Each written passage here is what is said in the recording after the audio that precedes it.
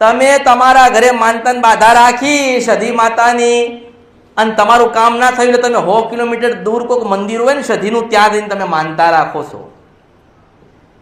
હવે એક સધી તમારા ઘરે બેઠી છે ને બીજી સધી તમારા ઘરે આવી.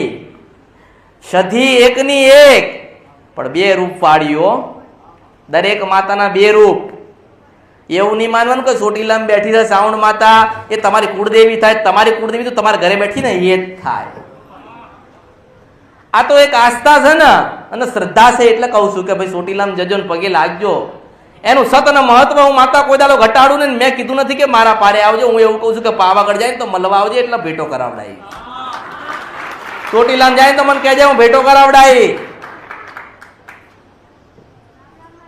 પણ ખરેખર તમે જે ગુનાની ભૂલ કરી રહ્યા છો કે સધી માતા તમારા ઘરે છે તો તમે બીજી સધીની માનતા કે બાધા તમે લાવો છો એટલે તમારી સધી એતરાજ થાય. ખ્યાલ પડે છે?